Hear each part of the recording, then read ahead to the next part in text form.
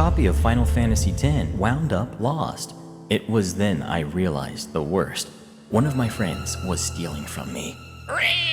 r/prorevenge. What is up, guys? Mr. Reddit here, back with another episode of Pro Revenge Stories. r/prorevenge is one of my favorite subreddits, and I really enjoyed making this. So kick back, relax, and enjoy the show. Our first story we'll be reading today. Project partners tried to screw me over, but I got a lot of money instead. After that, use my friendship to steal from me? Get ready to pay me back in full and move. By user Dragonfire9000. And after that, this is a home, not a prison. Yet. By user Delicious Malediction. And then we'll be finishing up with Make My Life a Nightmare and Hack My Email? Enjoy Being Expelled.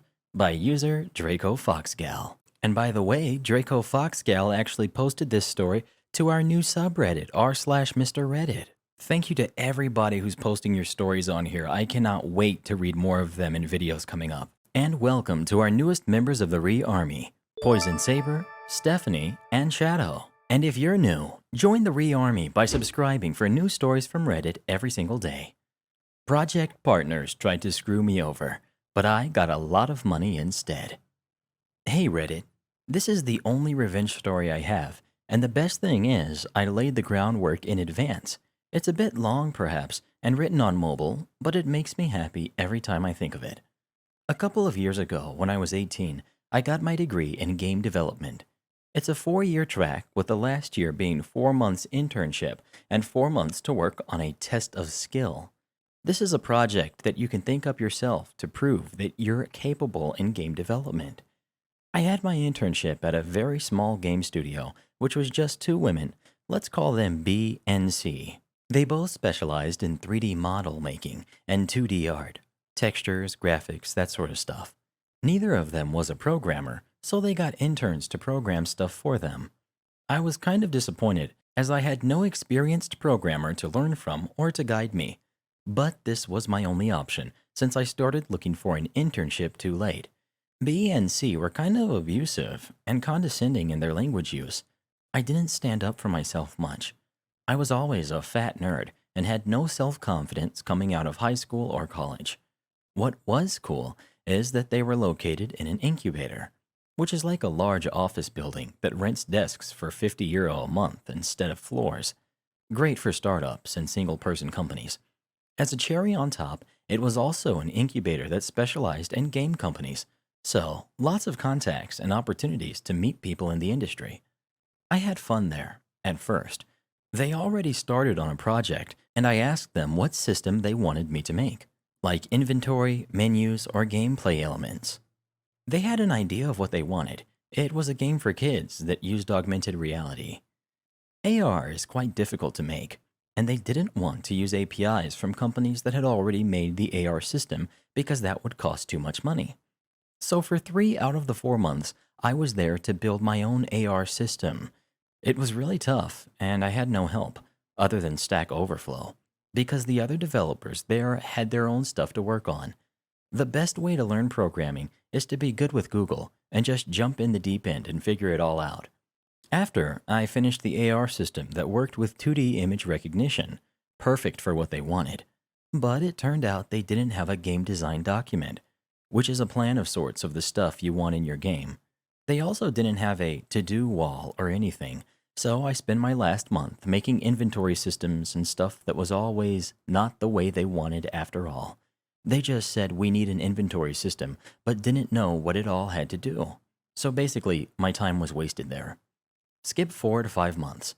I got my degree and decided I wanted to check out the industry some more. I got all my savings out and decided I could spend a year making games and maybe it would lead to something. So I rented a desk at the incubator and thought about what game I was going to make. B and C believed that if you are technical, you're not creative. They saw programmers like tools used to achieve their vision. 2 things annoying about that. 1. Just because I like programming doesn't mean I'm incapable of imagining worlds and stories. 2. Game developers and game designers need each other. 2 disciplines of equal importance that make a game work. So this is what happened when they approached me. Hey, OP, are you busy? I'm just thinking what kind of game I want to make. See, come over. He's not busy. Hi, OP. Could you help us out with something? Uh, yeah, sure. What can I do for you? We need you to make a menu for Unity The engine I was working on. for the AR system you made. Now, I'll admit, the AR system was not the easiest to work with. It had a lot of settings and a series of steps needed to make it work with an image. And they wanted me to simplify it, even though I had made an extensive manual on how to make it work. But I learned so much in those 8 months and was positive I could improve the system a lot, which was good because the current code belonged to them. But I could use the same architecture of code and rework it to make it mine. Yeah, all right. I guess I can rework the system and make it more user friendly. Nice. Let us know when you're finished. I spent about a month making my AR system better, and the finished system shared only around 10% code with the old system. When I told them I was finished and showed it off, this 2.0 version had better tracking in all light conditions. It can cover more angles, needs less detail, and now has a very user friendly UI along with tooltips. What I also did is change the standard script Unity gives you when you make a new script. I put my name and copyright in the code so I could prove it was mine. B&C were very happy with it and even asked me to join their project as a partner. Yeah, I would love to join. I'll even give you a discount on the AR system. C, with a kind of smug face. Yeah, we won't be paying you. The code was already ours and you just improved it. Besides, we didn't sign a contract or anything. Just be happy with the opportunity we just gave you. And if you didn't intern with us, you wouldn't be here to begin with. Are you serious? I spent a month working on this. Yeah, but you'll make plenty with the project. There was nothing I could do about it, so I just sucked it up and agreed to join the project. Maybe I agreed more out of fear of missing out rather than excitement to work with them. I did learn a lesson though. Always have a contract. And boy, did I draw something up. For the contract, I had a right to 25% of the finished product's income, basic stuff. But because I didn't trust BNC, was determined not to be burned again, I drew up a general conditions contract, which is basically the policy and restrictions of working with my one-man studio. It has all the basic rights and stuff. But it also had two clauses that make me laugh to this day. 1. Any and all code developed by me belonged to me in perpetuity and may not be copied, modified, or used in any way without my express permission, and under no condition can I be forced to release the code files. Fine on breach was 1,000 euros per script file. Fine on breach was 1,000 euros per script file. The AR system had more than 20 scripts in it. 2. When I get fired for a shared project, I am entitled to 50 euros an hour I spent working on the project. No exceptions. They signed both contracts without even reading them and didn't have a contract for me in return. The first contract was what bound me to the project. And here comes the good part. I learned pretty early on that I was just there to listen and make whatever they wanted. They did not want my input on anything. Even if they had dumb, impractical, or just impossible ideas about what the game should have, I could not protest or suggest something else, even though I tried. Fast forward 6 months. It's winter now, and the project is just not going very well. I constantly have to revisit finished components because they wanted more functionality in them. I was not happy and went over to their desks to complain and demand a final document I could work off of. It's called feature creep, and a real game developer should know how to deal with that. It's not all right. I am wasting my time because you two can't make up your minds and get a final idea in your heads. BNC dismissed me and later sent me an email. Dearest OP, we regret to inform you that our partnership is not working out, and we have decided to let you go from the project. We hope there aren't any hard feelings. I was quite angry, but I remembered the clauses, so at least I would get paid a lot of money. I went over to their desks with the meanest grin on my face. Hey guys, I read your email. That sucks, but I understand. We have different creative ideas, and we're just not on the same page. We're so happy you understand. Are you sure there are no hard feelings? No, not at all. I learned a lot and had fun. I can recycle the components to make other games. Just remember, You can't do anything similar to our game. They referred to the competition clause in my internship contract, which I apparently was still under because that project wasn't finished.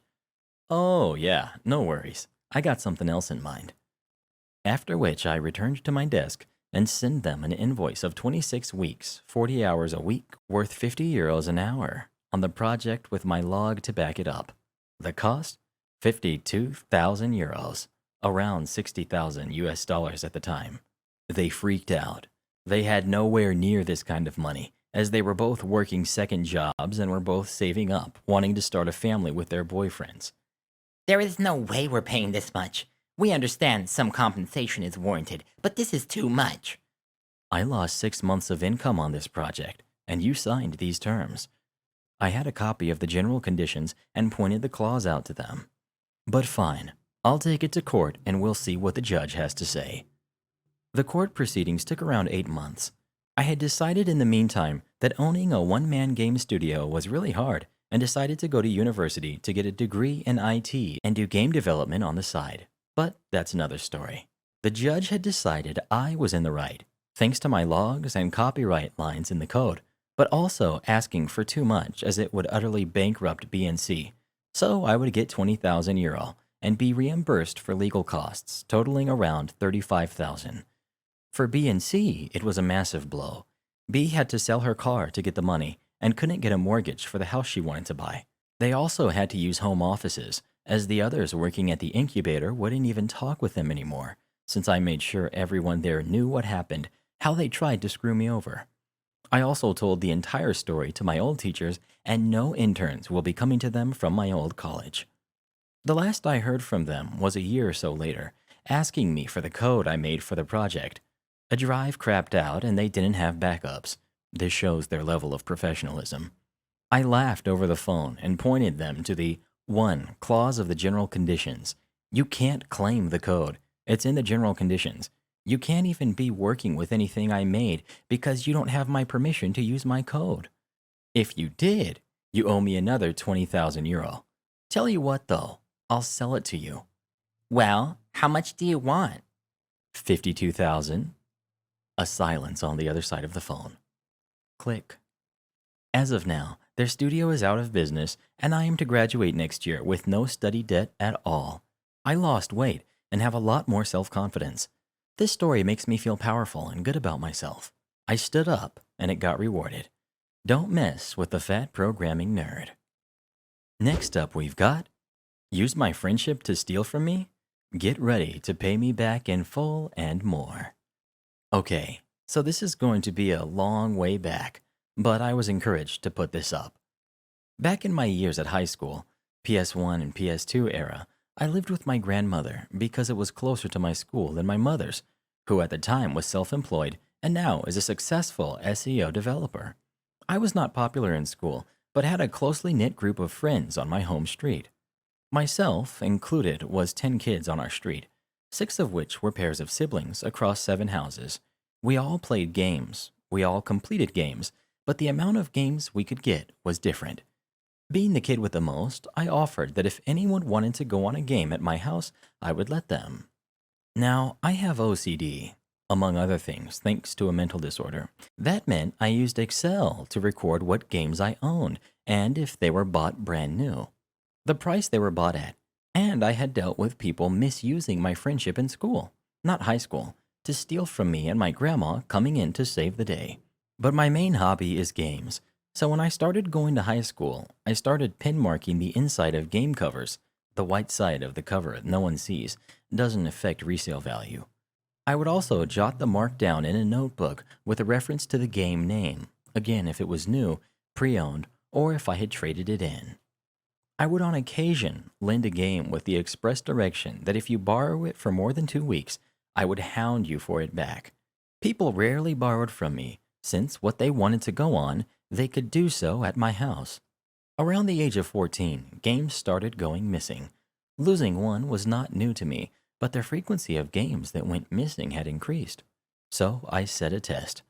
I bought a second notebook and wrote down where each game should have been, editing it if I moved it. Sure enough, my copy of Final Fantasy X in my PC drawer wound up lost. It was then I realized the worst. One of my friends was stealing from me. I knew if I asked anyone on my street about it, whoever was doing it would stop and I would most likely never catch them. Fortunately, the ball was not rolling on certain things. While GameFAQs was a thing, it wasn't big enough a thing in my neck of the woods for anyone other than me to be using it, and I kept it that way by helping anyone on my street with information. Bear in mind, as well, the internet was not so readily used as it is now, and a PC did not mean internet access. A PC was just a workstation for schoolwork, and PC games bought at the store. If you had internet, it either came with dial-up and was used by one person in the house, or you used the Sky Internet keyboard to search using your set-top box.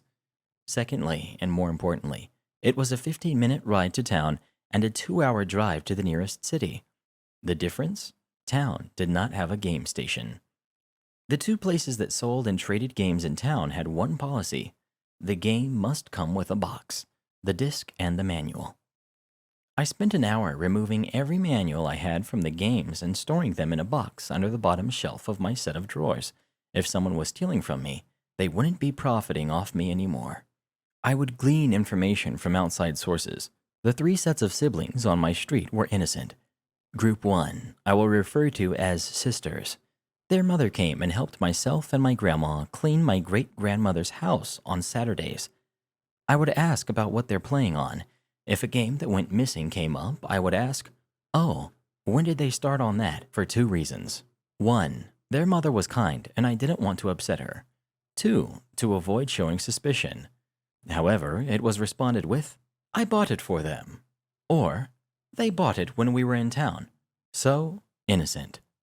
The second pair, referred to as twinnies, bought whatever they wanted for within reason from their parents. So there was no doubt they were innocent. The third, brothers. The younger couldn't keep a secret, and I was very good friends with, helped him in schoolwork, made up the difference if he couldn't quite afford a drink or a chocolate bar, made sure I was an ear for him to talk to, because I didn't trust the other brother beyond friendship. If the older brother was playing anything that was missing, I would know, and how. Again, innocent. That left 3 boys on my street of varying age who I only know on a 1-to-1 basis. If I had suspects, it would be them. Over 2 years of maintaining the facade that I was blissfully unaware, I kept the helpful nature up enough that no one ever questioned my gaming source, GameFAQs. Sure enough, games kept going missing, but I was looking for something. No manuals, no trade-ins, no extra cash towards the latest games. I had actually been waiting for one of the games to go missing that people had seen me play and wanted to play. Vex, a game similar to Mario 64, but replaced stars with hearts. One of the hearts had copy protection on it that the answer was in the manual, a common practice before it became useless on the internet. Sure enough, a month after finishing, it went missing. A week later, a boy my age I will refer to as Thieving Crap asked me how to open the chest in the whale. "Oh, it's in the manual." Thief replied that he had no manual and that it was bought at a car boot sale. In my mind, I had got him. His parents didn't go far, so no city trips or rare city trips, and there had been no car boot sales nearby in the last 4 months. I made my play. Thief went to karate practice on Tuesdays between 7 and 9. I waited till 7:10 p.m. and went to his house with my grandma with my notebooks, printouts of my records on game purchases, and a document. I will get to that in a moment. After a brief talk of disbelief, I asked if I could prove if their son was stealing, thinking I wouldn't find anything. They let me. I walk over to the copy of Vex that sat in the front room, showed them the inside with no manual, showed them my notebook, and lifted the cover out of the game box, showing a signed pen mark I had used next to the notebook with the same pen mark on the inside cover. While they were stunned, I took this opportunity to pick up a second and third, point to the pen mark in the game, and then moved to the label accordingly to show an identical copy. The mother went white. I asked if I could go see if more were in the house. Shocked, the father complied, and after 20 minutes, I had over 30 games on the table in front of them, all missing booklets, all with pen marks on the reverse of the label that matched the inside of the notebooks. But the best bit, upstairs on his PC desk was a note detailing who had what. When I showed them the note, you could see the rage building in the father's eyes, while my grandma talked to the mother about what could happen next, legal ramifications of thief, how he was now 16 and could be tried as an adult with the right judge. I showed the father where I found the note, and he found folders of records of games owned by others and when he had acquired them, and how much he had traded them in for. Yes, it wasn't just me. He had been stealing games as far back as the Mega Drive era, playing on them till he was done and then trading them in as his own to pocket the cash. He had only started with me since a few years back. My grandma had allowed me to move consoles downstairs for friends to go on the condition that it was only when I had friends around and only one console at a time, with only the game we were going on to avoid making a mess. Going downstairs, I laid out the document I had saved till now.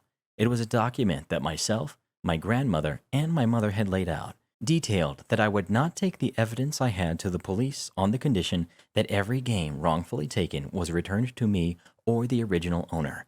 If in the event it could not be, then the full price of the game, when I bought it, would be returned to my grandmother within 6 months' time, so it could be returned to the rightful owners in one form or another.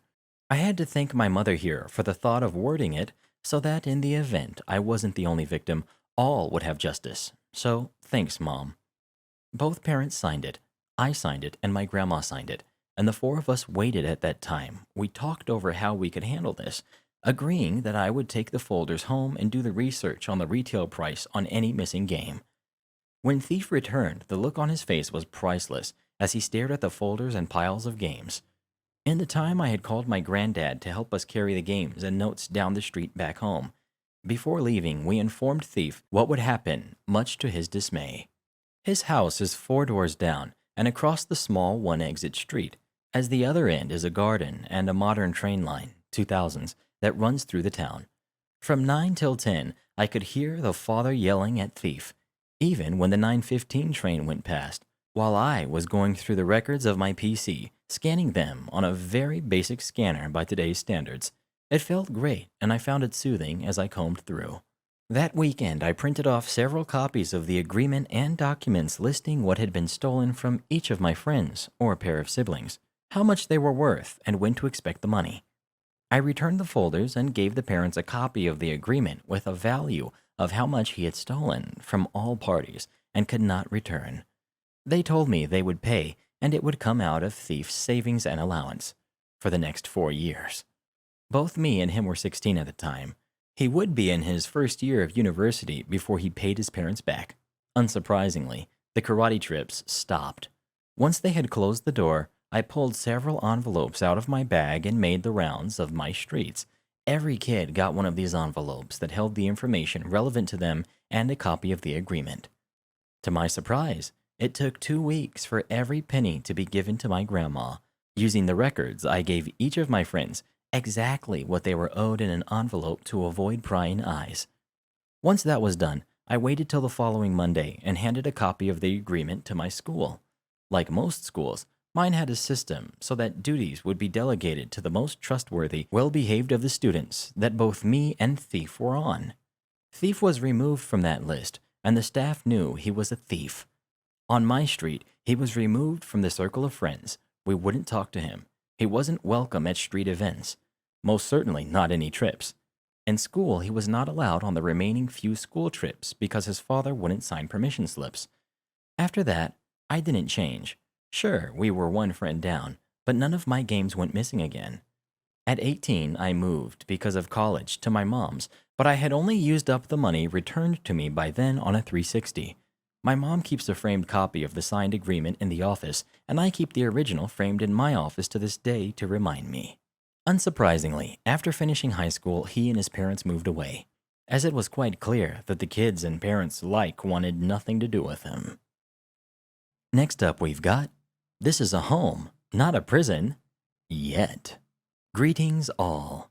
Well, Mother's Day has come and gone once again. Children of all types have spent the day annoying their mothers enough that she is pleased to see them either leave or go back to their old routines and just leave her to peace. Ah. Now, I am not a mother myself, but if you have read my first ever post on Reddit, then you all have at least heard of my mother. If not, then let me tell you a tale. One of bratty kids, an overworked mother, and her revenge.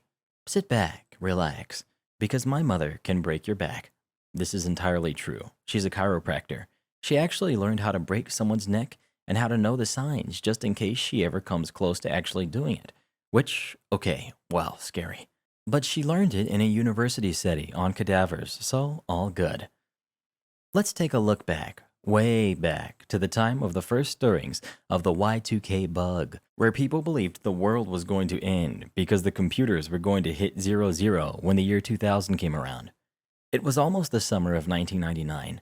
I was just a twig of a child, mostly gangly limbs and big eyes, and all of 11 years old or so.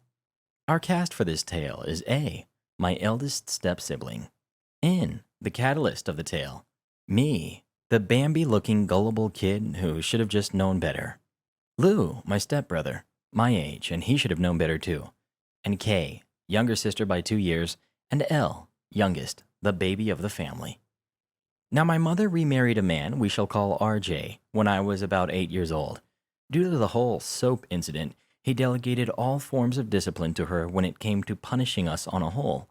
So, due to her working long 13-hour days to support us all and the lack of allowance for doing chores, because, let's face it, 6 kids tends to run you dry if you try to keep up with it all, we, the children, started slacking off. This did not sit well with my mother, who used her usual threat of, "I will go into your rooms, and whatever is on the floor goes in the garbage." This is something we had heard all our lives, but us younger kids, as in me and all below me, totally believed she would do it. Until this one faithful day. It was gorgeous outside. The sun was shining, spring had brought new leaves to the trees, and all neighborhood kids could be heard screaming through the streets, because the 90s were a time of uncontrolled childhood chaos, where parents happily released their spores into the wild and drank wine while they didn't have to think about their hellspawn until the streetlights flicked on. Unfortunately for us, my mother decided that this gorgeous weekend day was best used for picking up the slack that we let get away from us. She demanded we clean our rooms while repeating that well-known phrase we all knew and despised. We groaned, we whined, we relented and started to comply. But then my sister, N, the stone-cold and wisest of the elder sisters, just shrugged and ignored the order. Her and A shared a room, practically having one side of the upper floor, which had a wall knocked down and renovated into almost like a mini apartment sans kitchen, all to themselves, and at the all-knowing age of 13, N, and 15, A, they both decided they had better things to do that day than listen to our mom. A left to go on a date with her boyfriend she made the year before, and N sat in her room on her computer, a giant PC of a thing linked into a separate line so the dial-up wouldn't mess up our phone systems. When we, the younger kids, started bugging her, shocked at her audacity, my sister N said these words: "It's not like she's actually going to throw all our stuff away. She paid for it all. She's not just going to toss it all out because that's a waste of money. This is a home. It's not a prison. She's not the warden, and we don't have to do what she says." Then she left us standing there with our puny, impressionable minds totally blown. We didn't have to do what Mom said? Is that even possible? My younger sister Kay and my brother Lou took this at face value and immediately took off. They were 11, Lou, and 9, Kay, and had friends waiting on them.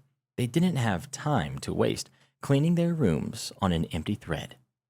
L, only 7 years old, was more hesitant but was as easily distracted as I was, and we ended up playing Barbies for the rest of the day, totally forgetting our worries until dinner time.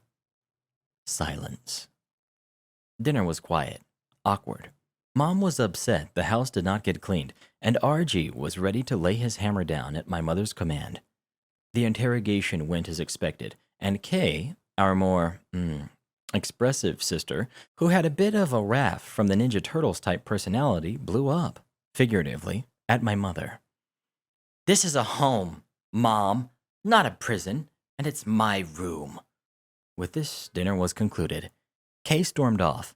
Mom went quiet, and with the most Stepford wife smile ever, just asked us all if we felt this way. My elder sisters agreed immediately. not really caring because of teenage angst, and we younger kids slowly nodded at their insistent stares. I see. And that was that. No punishments, no scoldings or groundings, and the rest of the weekend went off without a hiccup. We should have known something was up. Mom sent us all off to school Monday herself, which was unusual because she usually woke before us and was gone by the time we finished brushing our teeth. We then wouldn't see her until dinner later in the day, but she made us a big breakfast, hinted at a surprise for us when we got home from school, kissed us goodbye, and sent us happily out the door.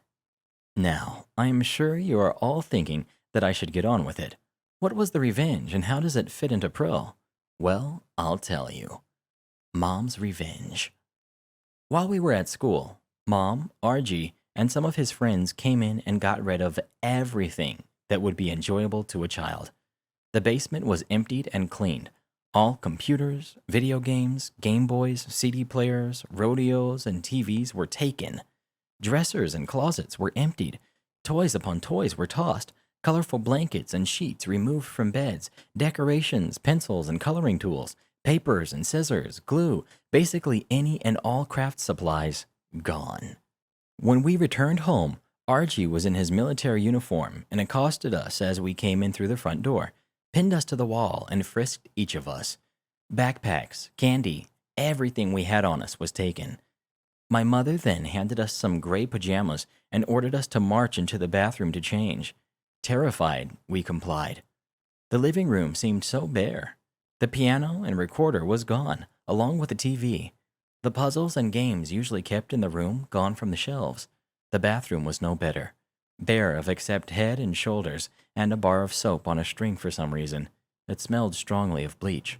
We were then set down on lawn chairs, the couch occupied by my stone-cold mother, as we waited for every child to arrive in silence. Welcome to the month of hell. We watched as my mother tossed all our clothes into a garbage bag. All toys and art supplies from our backpacks followed, and RG was in uniform with his scariest expression as my mother went through our new itinerary for life from now on. Wake up at dawn. PT in the mornings through the town led by RG. Oatmeal, no sugar for breakfast, then off to school. Drop off made to the classrooms by RG and pick up the moment the bell goes off at the end of the day. Lunch is roast beef sandwiches, barely any mayo and wilted lettuce. School has been informed to not give us anything else and to take away anything not given to us by our parents. Once home, we are each assigned a room to clean, our bags taken and checked for contraband. Room clean? PT on the backyard, a deflated soccer ball as a toy, nothing else. Leave the fenced-in area and you get extra punishment. No friends, calls, or escape. Dinner was cold peas, corn, beans, and mystery meat. No butter, salt, or ketchup allowed. You don't take care of your home, so you don't deserve your home. Welcome to prison. Homework was done at the table. Use of pencils and paper regulated and inventory counted. Bedtime was at 6. Lights out at 7 and the doors locked until morning. Bathroom must be used before bed, or you have to go in the pot put in your room. It is up to you to keep it cleaned. We had 2 sets of PJs we went to school in, all gray and a set for bed. It was up to us to keep them clean. Uniform must be maintained. Hair must be maintained. Our grades must stay high. No excuses, no exceptions. By the time a week was up, she had broken us. N and A stayed stubborn, but even they broke by the second week. Then the appeals. You want release? Write us an essay on why you think you're ready to return to society. Then an interview to determine your leniency. Myself and my younger sister Elle managed to be allowed outside beyond the yard. It took several days for the others to follow. By the end of the month, we were ready to do anything my mother asked us to. Then, on the same day as last time, she and RG came into our rooms and dumped garbage bags upon garbage bags. Every book to every Lego was in there, marked with our names. All our stuff was brought back, and my mother dumped them all out onto the floor and said, "When I come back up here, whatever is on the floor goes in the garbage." We cleaned that ish up fast. We never ignored our chores again. And our final story of the day. Make my life a nightmare and hack my email? Enjoy being expelled. Sorry for formatting. Mobile schmobile.